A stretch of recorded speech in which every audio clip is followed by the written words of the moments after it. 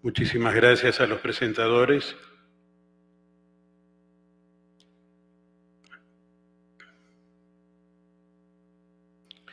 Estamos invitados a concentrar nuestra misión teológica en este desafío, hacer teología sinodalmente y así contribuir desde nuestra misión a ser, no solo a ser una iglesia más sinodal. Me pidieron que hiciera el primer planteo de esta cuestión, que se abre a todas las contribuciones del Congreso y hace una inclusión con el momento final, donde estarán las ponencias de nuestros colegas y hermanos Agenor Brighenti y Eloy Bueno de la Fuente. Aprovecho para decir que hay 3 venidos de España, pónganse de pie que los recibimos, con Luis incluido, ¿no? Está Carmen también.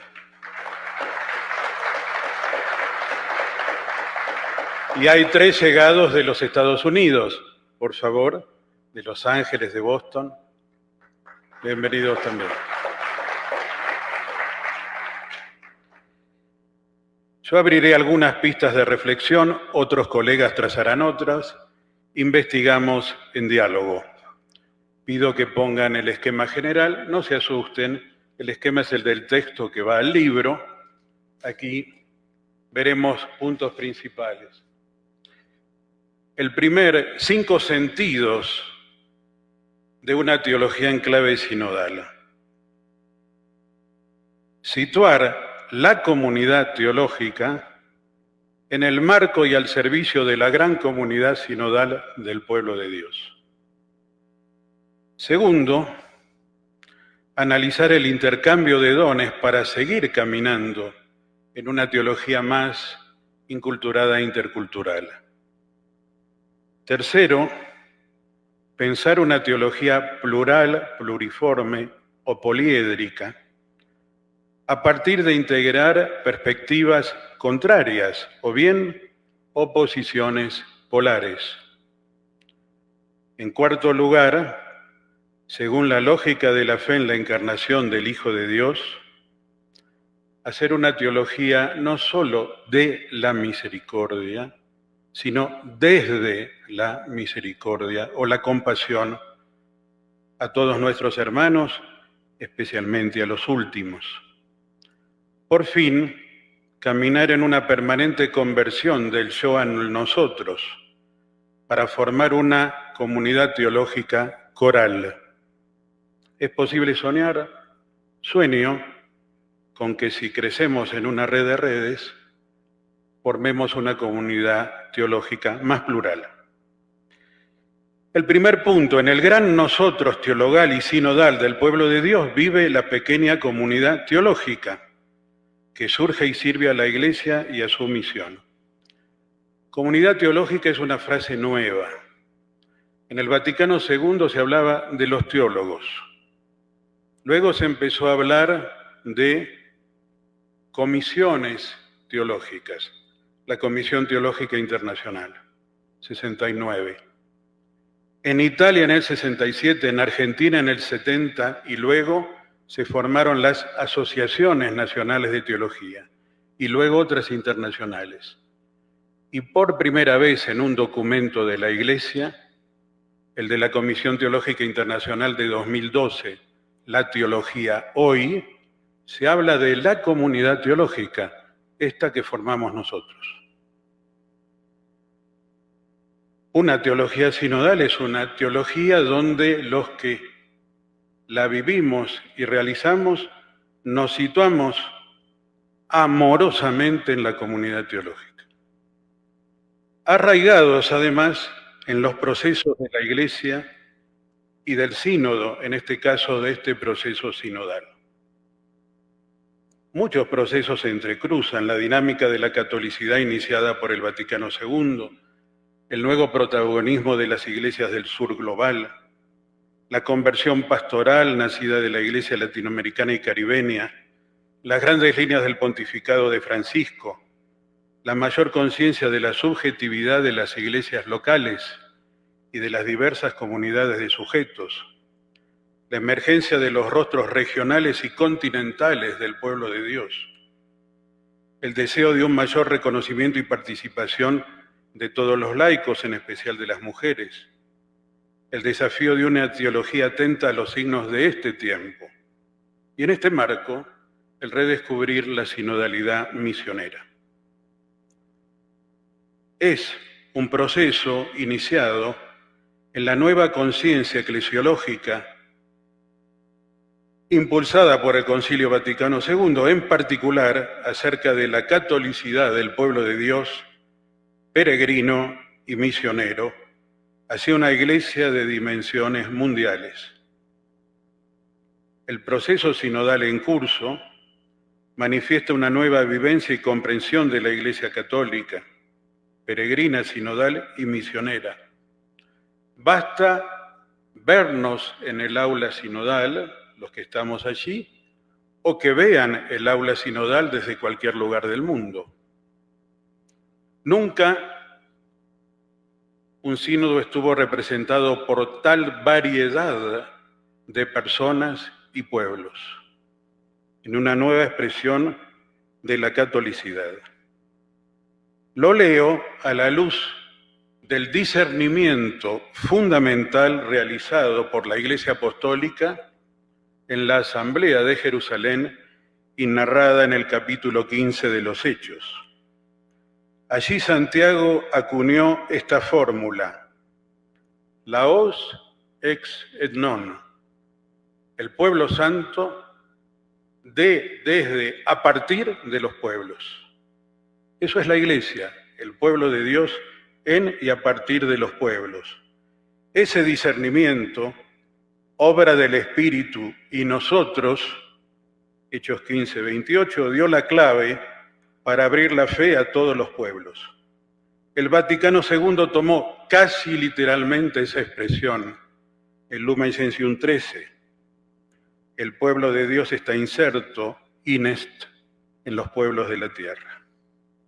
Es su vocación a insertarse, encarnarse, inculturarse en todos los pueblos. Y por lo tanto hablar todas las lenguas. Siendo católica desde Pentecostés, la Iglesia, siendo esencialmente wesentlich católica desde Pentecostés, se va haciendo efectivamente wirklich, multicultural y plurilingüística a medida que avanza su misión en los pueblos. Hoy refleja una catolicidad una y plural. Hoy hablamos casi todas las lenguas. Para pensar esta iglesia en gestación, también acudo a una formulación que hice en 1993, pero que no tomó mucha difusión. La iglesia es un pueblo en muchos pueblos. La hice en analogía con aquella de Heribert Mühlen en su obra Una mística persona. La iglesia es una persona en muchas personas. Claro que él hablaba de la persona del Espíritu Santo en Cristo y en nosotros. La iglesia es la koinonia to neuma, una persona en muchas personas. Sobre esa base yo considero otro aspecto. El único pueblo de Dios, animado por el Espíritu de Cristo, por su dinámica encarnatoria y su misión universal, presente en los pueblos de la tierra a lo largo de la historia. Sobre estas formulaciones, su analogía y su complementación, algo digo en un libro que saldrá acá en estos días, El Espíritu Santo y nosotros. Laos, el pueblo santo, los pueblos, etné, integrados en la novedad de Cristo, promueven una iglesia en y desde los pueblos. No es una iglesia nacional, lo que sonaría a nacionalismo particularista. No es una iglesia mundial, lo que sonaría a un universalismo uniforme. En la tradición de San Mateo, 3 veces usa la frase, digo que es una iglesia de los pueblos. un pueblo de pueblos. Y el desde denota origen, arraigo, por lo tanto, el pueblo santo no disminuye el bien temporal de ningún pueblo, al contrario, los asume, los fomenta, los purifica, los fortalece, los potencia, los recrea en la unidad del pueblo de Dios. La catolicidad no debe ser una fuerza invasiva ni imperial, sino relacional e incluyente. Ya Pío XII decía que todos los pueblos son llamados a venir a la Iglesia, pero este venir no significa abandonar sus culturas. Usaba la frase de Agustín: no vendrán emigrando de sus lugares, sino teniendo fe en sus lugares. Por eso la Iglesia está llamada a ser una casa común, donde la única fe se celebre y anuncie en todas las lenguas. Ya Congar, antes del concilio, pedía un nuevo equilibrio entre la eclesiología del primer milenio de comunión de iglesias y la del segundo de iglesia universal más unificada y centralizada. El tercer milenio puede dar a luz una figura poliédrica en la que cada iglesia sea un centro animador de vida teologal y pastoral. Por el crecimiento en el sur global y el pontificado de Francisco, la Iglesia vuelve a reconocer el protagonismo de las periferias y los periféricos, hoy expresado en la tragedia de los migrantes, un nudo de la pastoral global. Muchas reformas en la historia de la Iglesia han surgido de las periferias, requieren confirmación por el centro, pero las desbordan y logran enriquecer a todos. Algo de eso está ocurriendo y puede ocurrir en el actual proceso sinodal. Una teología sinodal es una teología del pueblo de Dios, por parte del pueblo de Dios, para el pueblo de Dios, al servicio de la fraternidad universal. Los dos puntos que siguen seré más breve para concentrarme en los dos últimos. El intercambio de dones para una teología más sinodal implica tomar conciencia de la renovación teológica operada antes, durante y después del Concilio Vaticano II. Ya algo nos dirá Pedro Trigo de esto, no lo desarrollo. En el texto habrá una breve síntesis de la renovación de la teología católica de León XIII al presente. Lo que me importa destacar aquí es que el Vaticano II recogió el movimiento de hacer una teología a partir de las fuentes y puesta al día, desde el doble movimiento ad fontes y a giorno. Y por lo tanto, en los textos conciliares notamos este estilo de teologizar, lo llamaba Congar. Al mismo tiempo promovió la inculturación de la teología, para que las iglesias locales indaguen los caminos para llevar la fe a la inteligencia, teniendo en cuenta la filosofía o la sabiduría de los pueblos. Adyentes 22. Sobre esto hablará Carlos Schickendans, lo dejo. Simplemente indico que ese párrafo 22 de Adyentes, unido al 44 de Gaudium et Spes, aquel que hablaba de que teólogos y pastores debemos escuchar las múltiples voces de nuestro tiempo, son, a mi juicio, la carta magna de la inculturación teológica. Como es, a juicio de Teobal, la última palabra del concilio sobre la hermenéutica del mismo concilio. La vitalidad de la teología postconciliar se dio por el desarrollo de personas, instituciones y publicaciones. Acá nos limitamos a España, América Latina y la teología de los hermanos latinos en los Estados Unidos. Ya las obras de historia de la teología reflejan esta novedad. La teología latinoamericana, reflexión sobre la fe desde nuestro horizonte hermenéutico regional, abarca una pluralidad de afluentes y de vertientes en el gran río de la teología en y desde América Latina y el Caribe. Tengo unos párrafos sobre esto, lo dejo a Agenor Briganti, volverá sobre el tema teología latinoamericana de la liberación, teología sinodal. Solo indico que desde el comienzo nuestro querido Gustavo Gutiérrez planteó que junto a las funciones clásicas de la teología, como sabiduría y como ciencia, había que avanzar en la teología como reflexión crítica de la praxis histórica a la luz de la palabra de Dios, de una praxis que es sobre todo praxis de la fe que actúa por medio del amor, y que luego en el libro sobre Job expuso dos lenguajes sobre Dios, su justicia y su amor, que se enriquecen mutuamente, la teología profética y la teología contemplativa. Con Gustavo, con Scanone y otros, en 1996 tuvimos una reunión a puertas cerradas, convocada por el CELAM y por la Congregación de la Fe, con Óscar Rodríguez Maradiaga y con el cardenal Ratzinger, éramos 16, sobre el futuro de la teología en América Latina.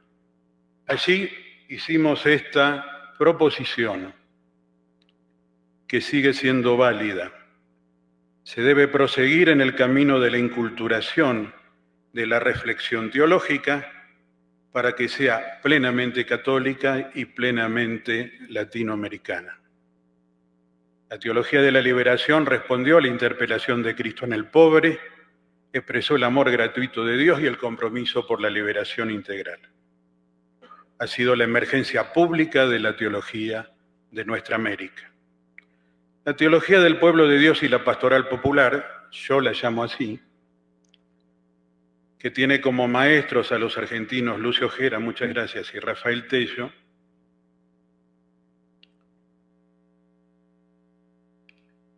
un afluente del gran río de la teología latinoamericana, ha tomado una nueva actualidad gracias al pontificado de Francisco. En esta tradición, Juan Carlos Scanone ha sido un gran protagonista de la teología y la filosofía desde América Latina y un integrador de las distintas vertientes al servicio de la teología latinoamericana y universal. Hacer teología es hacer teología desde el sentido de la fe del pueblo de Dios. Walter Scarpes dijo que por desgracia la doctrina del sensus fidei fidelium fue dejada de lado en Europa después del concilio. Yo pienso que muchos de nosotros latinoamericanos lo vivimos de otro modo. Quisimos arraigar en la fe del pueblo de Dios vivida en la piedad popular o en la espiritualidad popular y al mismo tiempo en sus luchas y esperanzas en la vida cotidiana en la cual arraiga nuestra teología como saber universal e inculturado. Tengo unos párrafos sobre la teología desde el sensus fidei fidelium, lo dejo porque otros, por ejemplo, Rafael Luciani, pensarán la sinodalidad desde este horizonte. Simplemente digo que una teología sinodal ha de recoger siempre los símbolos y las prácticas del sensus fidei del pueblo de Dios y llevarlos al lenguaje propio de la teología, que no es solo el del concepto, es también el de la metáfora, a los lenguajes de la metáfora, del concepto y a tantísimos lenguajes que escuchen los gemidos del Espíritu en los clamores del pueblo. Tercero, una teología poliédrica a partir de la integración de oposiciones polares. Esto para mí es una de las claves de una teología sinodal. Como es una clave de la sinodalidad de la Iglesia, al menos como es pensada por Francisco. ¿O no se preguntaron ustedes en 2014 por qué canonizó el mismo domingo a Juan XXIII y a Juan Pablo II? Eso es un símbolo de lo que piensa como integración de perspectivas opuestas y complementarias en la riqueza de la unidad poliédrica de la fe y de la Iglesia. Aquí hay muchos aportes de grandes teólogos y clásicos del siglo XX. Me concentro en dos claves. de una teología sinodal. Una, la forma mentis del y que une paradojas. Nuestra fe es paradojal. Dios es paradojal, uno y trino. La comunión de las tres personas, el principio, el verbo, el espíritu, en el uno y único Dios. Cristo es la paradoja de las paradojas, la paradoja superlativa. Dios y hombre, y además concentra los contrarios de muerte y vida en su misterio pascual, el Cristo pascual. La Iglesia, realidad compleja, tiene el rostro de las paradojas y solo se entiende en base a una serie de antítesis dialécticas: divino, humano, visible, invisible, histórica, escatológica, universal, particular, y tantas otras, santa y pecadora. La forma mentis del cristianismo católico tiende a acentuar la universalidad concreta que vincula, no distancia. Une distinguiendo y distingue uniendo. Todo lo abraza. Es la dialéctica del y del en, del et y del in, porque une incluyendo, la teología inclusiva e incluyente, tanto a nivel de la conexión de los misterios entre sí, en una concepción abierta de la verdad, como en la integración de los distintos sujetos teológicos en el conjunto del pueblo de Dios. Por algo, Bernard Lonergan, un teólogo en búsqueda del método, entre sus 8 operaciones funcionales destacó la de la sistematización, que no es hacer un sistema absolutizador, sino poner un cierto orden creativo en una teología sapiencial. Si la teología en su rostro más profético contempla, proclama, interpreta, discierne, anuncia, denuncia, juzga, actualiza, la teología en su rostro sapiencial contempla, penetra, comprende, ordena, sistematiza. Necesitamos profetas que sean sabios y sabios que sean profetas.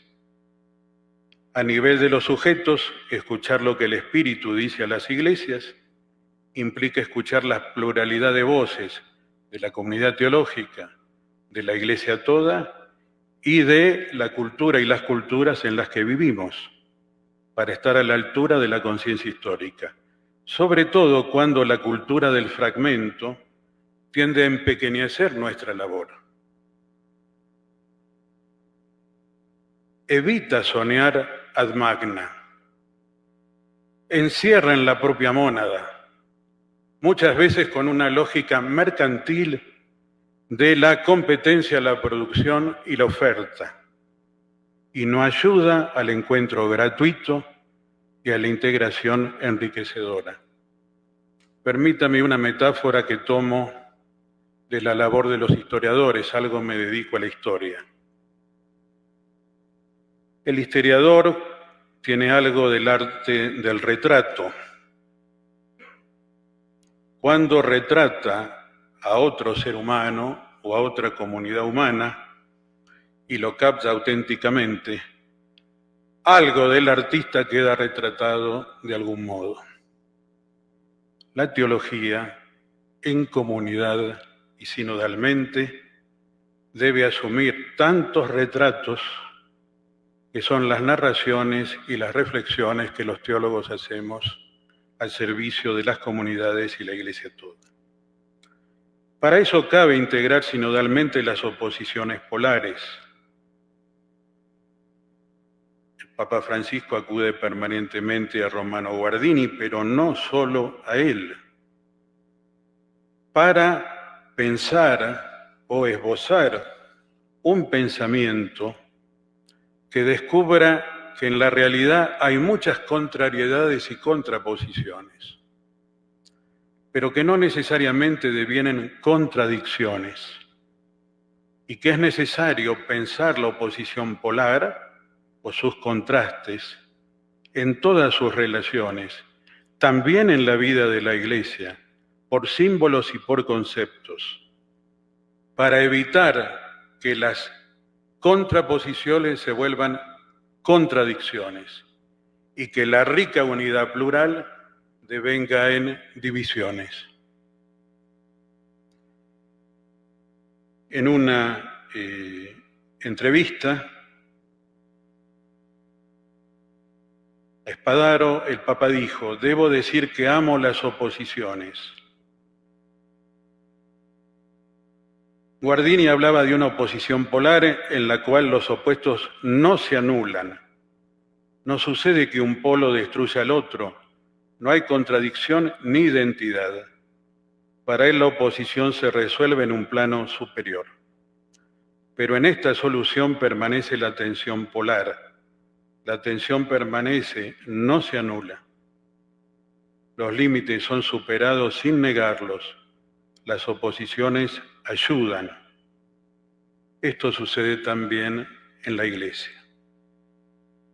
Algo de esto vivimos en el método y el trabajo sinodal. El punto 4 solo lo voy a nombrar: una teología centrada en Elí, sobre todo en Jesucristo, verdadero Dios y vera de hombre, rechaza los gnosticismos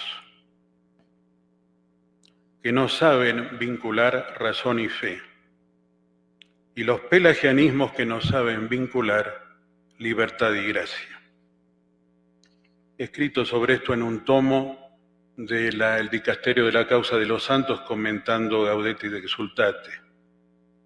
Pero sobre todo quiero indicar que las cristologías gnósticas de la antigüedad y de la modernidad han considerado que la encarnación es un hecho indigno de Dios, de su trascendencia y majestad. Nosotros, en cambio, con los padres y con los creyentes sencillos, nos arrodillamos ante el bebé en la Navidad y ante el crucificado el Viernes Santo, porque en ese hombre está Dios. Y reconocemos en Elí de Jesucristo, Dios, hombre, el camino hacia Dios y hacia los hermanos. El camino de la misericordia. Cuando mi facultad cumplió 100 años, el Papa Francisco nos escribió 2 veces, una pidiendo que hiciéramos teología de la misericordia y otra que sigamos al concilio uniendo permanentemente en el método y en la tarea la vida, la pastoral y la teología. Dejo esto y sí, una clave de este pontificado es la cercanía, la misericordia y la ternura. Y recuerdo solo que aquello que John Sobrino nos invitó a hacer en base al principio misericordia, porque el conocimiento discipular es sobre todo cuestión de afinidad y con naturalidad. Aunque tuviera la fe más grande, si no tengo el amor, nada soy, está presente en toda la tradición teológica. San Buenaventura lo llamaba argumento ex pietate. Y Santo Tomás decía conocer las cosas divinas ex compassione. Con Cristo, Dios en el hombre. Y porque el teólogo non solum dicens, sed et patiens divina. El camino de nuestra vocación no es solo aprender, saber y decir las cosas de Dios, sino también experimentarlas, padecerlas y gozarlas. Último punto, con algunas pistas más concretas. Hacer teología sinodal es poner en acto la pertenencia a una comunidad teológica. 5.1. Durante siglos la teología fue hecha por órdenes religiosas masculinas. Agustinos, benedictinos, tomistas, franciscanos, jesuitas y carmelitas. Rara vez por presbíteros diocesanos. más en los 2 últimos siglos. A mitad del siglo XX y con el concilio se empezaron a integrar laicos varones y mujeres. Sus modos de ser, pensar y decir están enriqueciendo nuestra labor teológica, que ha sido marcadamente individual, por no decir casi monástica. Muchos trabajamos solos miles y miles de horas a lo largo de décadas en nuestra vida, y lo seguiremos haciendo, porque Dios está en lo secreto. Pero al mismo tiempo integramos grupos e instituciones de investigación, enseñanza y servicio. Generamos publicaciones colectivas. Elaboramos lo más difícil, documentos colectivos que son enseñanza de la Iglesia. Y nos apoyamos mutuamente en los momentos difíciles, compartiendo las alegrías. Hacer una teología más sinodal, un kairós de hoy, no es un estilo predefinido, sino un camino que debemos recorrer juntos. Pongo como ejemplo la comunión que hay hoy entre la CLAR y el CELAM y entre los equipos teológicos de ambas instituciones.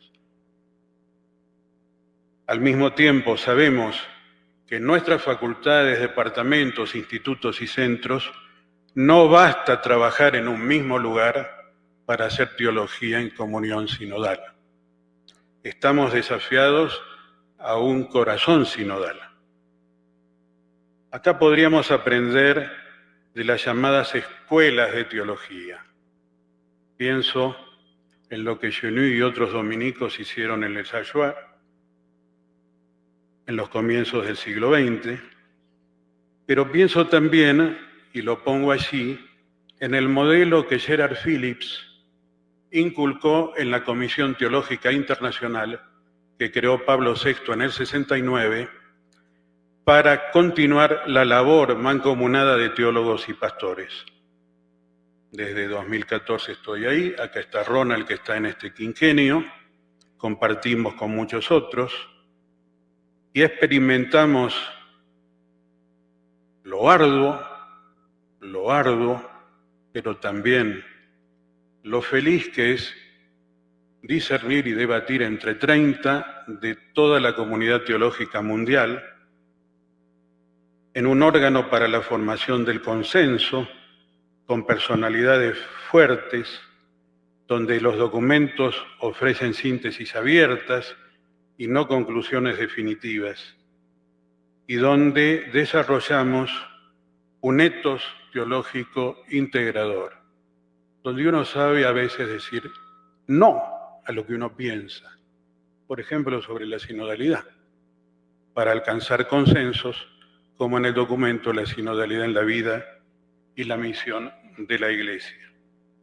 Ese es el texto que ponemos al final, termino, el texto siguiente, el número 75. Por favor, arriba, que es el texto que elaboramos sobre la vocación sinodal de los teólogos y las teólogas, donde ustedes pueden ver que partimos de que toda vocación en la Iglesia es sinodal, donde estamos llamados a desarrollar nuestro ministerio también de forma comunitaria y colegial, y finalmente donde la sinodalidad nos compromete a hacer teología en forma sinodal, al menos escuchándonos, conversando, discerniendo juntos, integrando tantos aportes. América Latina es un continente de grandes distancias, no llegan los libros de un país a otro. Los de Chile no llegan a la Argentina, los de Argentina no llegan a Chile, los libros, pero sí los artículos y las ediciones virtuales. Nos leemos, nos citamos. ¿Somos capaces de perder 3 páginas de mi artículo porque durante varias notas cito el pensamiento de otros para reconocer su aporte, para que sean conocidos, para las generaciones futuras? Es la conversión permanente del yo al nosotros y del nosotros al yo. Construir un nosotros teologal y teológico al servicio del pueblo de Dios. Por fin, cuando San Juan Crisóstomo expresó aquella formulación, el nombre del sínodo es iglesia, así debe traducirse. Se traduce el nombre de la iglesia es sínodo. Puso 3 metáforas: la compañía de los que caminan juntos, el coro de los que cantan juntos, el sistema de los que trabajan juntos. El gran teólogo alemán Johann Adam Müller, en su obra La unidad de la Iglesia, dijo: sin la variedad y la diferencia resulta una monotonía que fatiga, sin la armonía una disonancia que choca. Karl Rahner afirmó que constantemente tocamos la sinfonía inacabada de la gloria de Dios y nunca pasamos de un ensayo general. Esa es nuestra experiencia final de la vida, ¿no? Estamos siempre ensayando. Y Baltasar nos recordó que la verdad, con sus consonancias y disonancias, es sinfónica. Pero el gran teólogo italiano, que es músico, Pierangelo Sequeri, dice que el cristianismo aportó a la historia de la música la creación de la superposición y simultaneidad de líneas melódicas, el contrapunto y la polifonía, y una noción de armonía como acuerdo de partes, que es la noción que usa el Papa cuando dice que el Espíritu hace la armonía. Me pregunto, creemos, pensamos, evangelizamos y rezamos al Dios siempre mayor que en Cristo se hizo el Dios siempre menor, y está sobre todo en los más chiquitos, en los más pequeños, que abarca lo más grande y está contenido en los más pequeños. Y hacemos teología de caminantes, Theologia Viatorum. ¿Seremos capaces de seguir caminando juntos, haciendo la comunión simonal y la armonía en las diferencias? Es el desafío de hacer teología y formar sinodal y formar una comunidad teológica sinodal. Muchas gracias.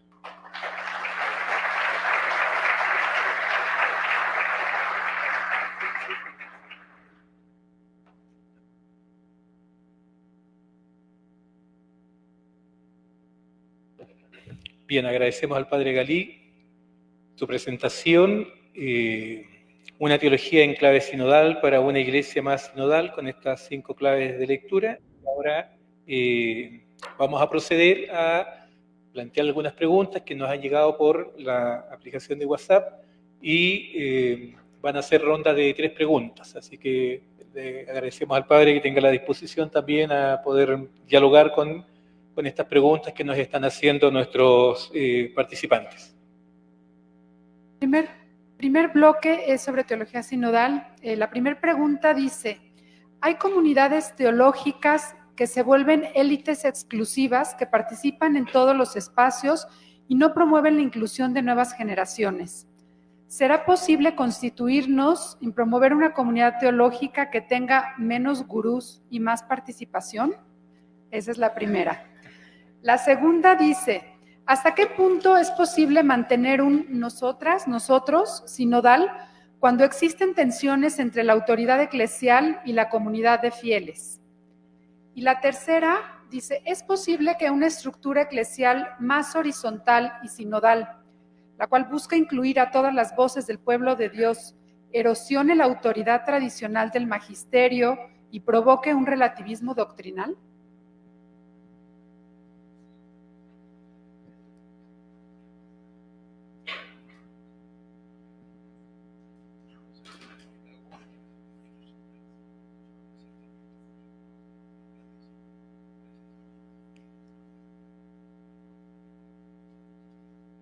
Bueno, gracias por...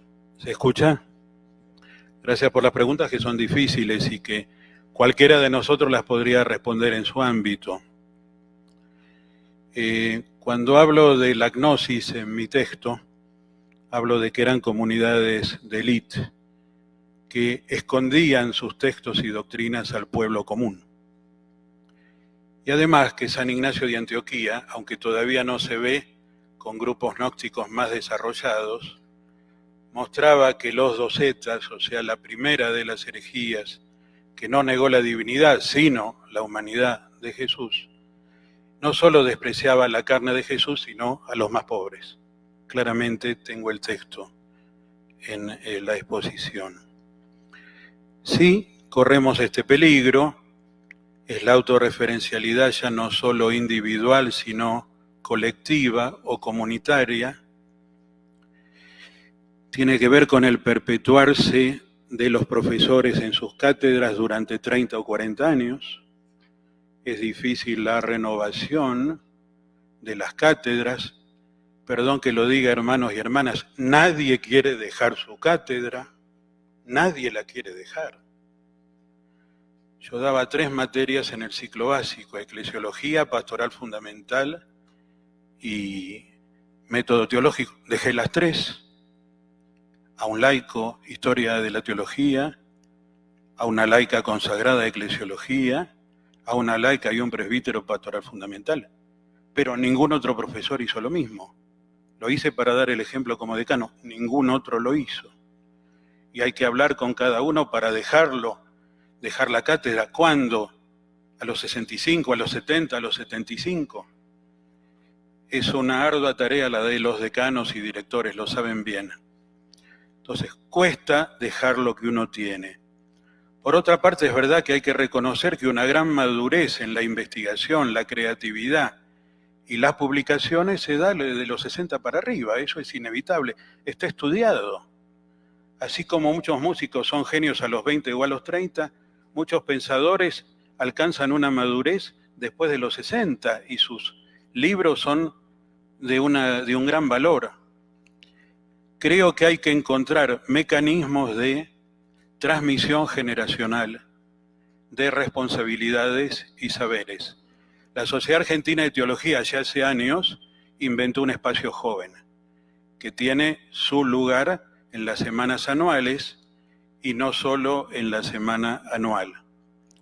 Sí, hay que evitar los gurúes, pero a veces los gurúes vienen porque no hay otros que se hacen cargo de sus responsabilidades. Ya que estuviste 2 periodos de presidente de la Sociedad de Teología, ¿por qué no estás un tercero? Ya que fuiste decano una vez, ¿por qué no sos un segundo periodo? No es fácil, cuando uno está metido en la labor teológica concreta, asumir responsabilidades que postergan lo individual en favor del bien común institucional. Por eso yo digo que el decano primero gobierna con el ejemplo. Si yo no estudio ni escribo siendo decano, ¿cómo le pido a los profesores que estudian y escriban? ¿Y cómo le pido a los alumnos que estudien? Las otras 2 tienen que ver con la autoridad en una iglesia sinodal. El tema es complejísimo, estuvo en la primera sesión, va a estar en la próxima. Y tenemos que encontrar nuevos todos, nuevas relaciones, nuevos estilos, nuevas estructuras, nuevos procedimientos para vivir la participación en una iglesia que tiene autoridad y para vivir la autoridad en una iglesia más sinodal y participativa. Esto no es fácil, creo que va a estar en el corazón de la segunda sesión, por lo menos la figura del obispo, también de los presbíteros. No podemos anticipar muchas cosas, pero sí creo que se puede decir que va a haber 4 cuestiones disputadas durante la asamblea sinodal, en público, entre teólogos, canonistas y pastoralistas, para enriquecer la reflexión y el diálogo de los sinodales, y abiertas a todo el mundo, serán transmitidas como es transmitido esto. Una será sobre la misión del obispo en una iglesia más sinodal, uno de los temas más difíciles. En una reunión preparatoria al instrumento de Laboris, que no escribimos los teólogos preparamos materiales, lo escribieron 2 escritores convocados por la Secretaría del Sínodo como escritores. Lo mismo pasó con el informe de síntesis de la primera sesión. Se planteó esta cuestión y yo le pregunté a los 6 obispos que estaban, ustedes díganos desde su experiencia cuáles son las dificultades que encuentran en ustedes y en nosotros. Hablaron 2, no es fácil hablar de esto. El Instrumentum Laboris se hace cargo de las 2 cosas por parte de los obispos, de la alegría de ser pastores en el pueblo y al mismo tiempo del cansancio y la fatiga de una multitud de responsabilidades que los tensionan al máximo. Hay que pensar esto. Pero a nosotros nos toca en teología, sobre todo en relación a la enseñanza, al magisterio de la Iglesia. Yo quiero ser sincero, fui 4 periodos decanos de la facultad en 3 décadas distintas y 3 veces presidente de la Sociedad de Teología en 2 décadas distintas. Persecuciones no había en el año 200. Persecuciones había en el año 2000. Pero no hay persecuciones en 2020. Yo no conozco teólogos que hayan sido citados a procesos en la Congregación de la Fe desde 2013. No conozco. Si hay alguno, puede ser. No conozco. Y desde 2014 he estado, pasará a la historia. Espero que este rasgo del pontificado de Francisco pase a la historia. Que la Congregación de la Fe no inició procesos de teólogos en estos años. Sin embargo, fijémonos lo que acaba de suceder hace poco, cuando un señor que dijo que el concilio es el cáncer y Francisco es una metástasis, fue convocado por la Congregación de la Fe. Siempre va a haber tensiones y creo que siempre tenemos que aprender de Santo Tomás de Aquino, que hablaba del magisterio de los pastores y del magisterio de los doctores. Nosotros también tenemos un magisterio, pero son magisterios cada uno en su nivel y con su función. El magisterio de los obispos que guían al pueblo de Dios y el nuestro que no se nutre solo del magisterio de los obispos o de la teología del Denzinger, como lo llamaron con Gary Lonergan, pero que tiene en cuenta la tradición de la Iglesia y las diversas enseñanzas del magisterio. De tal manera que, como no estamos acá hablándole, salvo algunos, a obispos que ejercen, que son responsables de comisiones doctrinales o de magisterio, y sí en comunidad teológica, yo creo que los que hacemos teología debemos ser muy humildes, no creernos muy importantes. Me parece que a veces hay narcisismo en nuestra profesión antes vocación. Y hay mucha autorreferencialidad. Por eso cuesta hacer documentos en común. Porque como nadie quiere dejar ninguna cátedra, nadie quiere que su frase se pierda en un documento colectivo. Entonces, necesitamos un corazón sinodal y una forma mentis deli. Pero al mismo tiempo debemos ser sinceros, corajudos, valientes, actuar con parresía, no dejar de decir lo que tenemos que decir, al modo en que podamos. Creo que varios de los teólogos que fuimos convocados por la Secretaría del Sínodo lo hemos hecho. En toda reunión hay una comunidad de mudos y mudas, perdonen. Yo esperaría que hablen más, no hablan, entonces tenemos que jugarnos más otros, pero nos jugamos al servicio del bien común, buscando lo que Dios quiere para la Iglesia en cada momento. De tal manera que más de esto no me animo a decir, pero estoy convencido que si la Iglesia es más poliédrica, la teología será más poliédrica y viceversa. Si en la teología avanzamos así, ayudaremos a que la Iglesia toda sea así. Bien, agradecemos, Padre, y agradecemos las preguntas. Aún hay muchas preguntas, no las vamos a poder hacer todas y solo nos quedan 5 minutos, padre. Quiero dejarle planteadas las preguntas y si en ese tiempo usted puede responder o comprometerse en algún momento a hacerse cargo de ellas. Nos pregunta, ¿cómo hacer sinodalidad con las personas que no son católicas, sean cristianos o de otras religiones? ¿Cómo hacer una catolicidad incluyente? Por ejemplo, en los tiempos de hoy, me voy a saltar el comentario acá. ¿Cómo caminar entre las culturas sin anular dichas expresiones culturales, procurando reconocer en ellas esos signos similares del verbo, sin caer en una suerte de sincretismo, relativizando lo propio de la fe cristiana y las expresiones culturales propias de cada pueblo? 5 minutos, padre. Para esta, acá está todo. No es solo la teología, es la Iglesia la que tiene que avanzar en este sentido. Si hago teología católica, hago teología católica. Si hago teología católica en diálogo ecuménico, lo hacemos y queremos hacerlo. Y si hago teología católica en diálogo interreligioso, lo hacemos. Pero no es lo mismo hacer teología católica que hacer diálogo interreligioso. Debemos reconocer un poco cierta diferenciación. La Iglesia toda está llamada al diálogo ecuménico e interreligioso, porque Dios nos habla no solamente a través de los hermanos cristianos en distintas iglesias y confesiones, sino también a través de todas las religiones y culturas. Y allí hay una palabra que Dios nos dice y que debemos recoger. Son voces cualificadas por sus culturas y sus religiones. En América Latina también lo estamos haciendo. Hay aquí hermanos que se dedican, porque ellos mismos son miembros de pueblos de raíz originaria, que están en el ámbito de la teología indígena. Y tienen que hacer y hacen su aporte a la teología latinoamericana. También es verdad que para reunirlos a todos hay que hablar en castellano, porque está la diversidad de etnias y de lenguas que si las hablaran nadie podría entenderse, entonces hay que hablar en castellano o en portugués.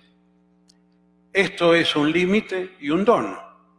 Decía Carlos Fuentes que en América Latina nos separan las distancias y nos unen las lenguas, al menos las dos lenguas ibéricas, que por otro lado son dos de las mayores lenguas habladas en la Iglesia Católica. Sobre esto entonces, cuando hablo de teología inculturada e intercultural, en el texto lo tengo en cuenta, pero este es un desafío para la Iglesia toda. Pongo un ejemplo pequeño, casi mínimo. Muchos de los que estamos acá hemos jugado al fútbol toda nuestra vida, ¿no? O cuando podíamos jugar, ¿sí? Cuando podíamos jugar, ya no movemos un pie, ¿sí? Pero yo también jugué al rugby, perdonen, pero así es la vida. Y entonces sigo el rugby.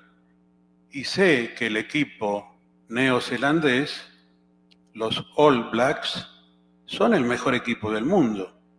Y lo sigo desde hace décadas. Y ellos cantan, al comenzar, un himno de guerra maorí, de la cultura maorí, además que es un equipo completamente intercultural, como es Nueva Zelanda.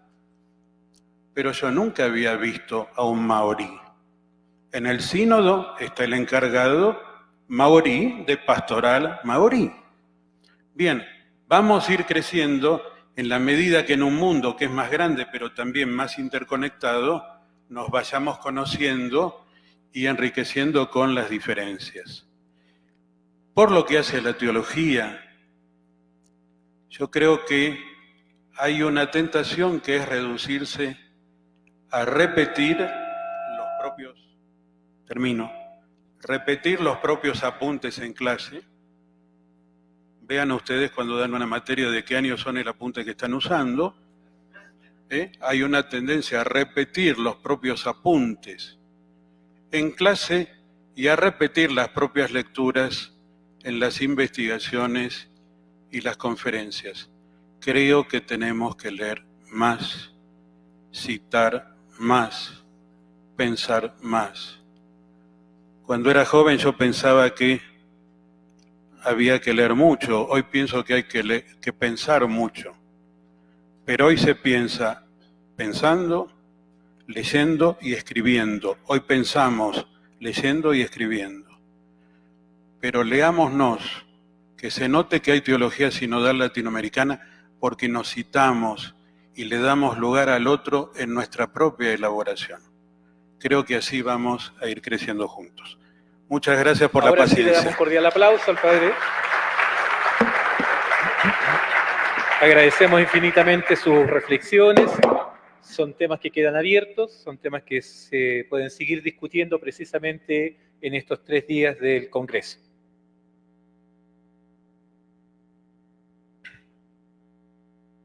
Invitamos a que pase a sentarse, ¿no? Bueno, ahora vamos a ir a un receso, pero antes del receso nada más rápidamente, bueno, primero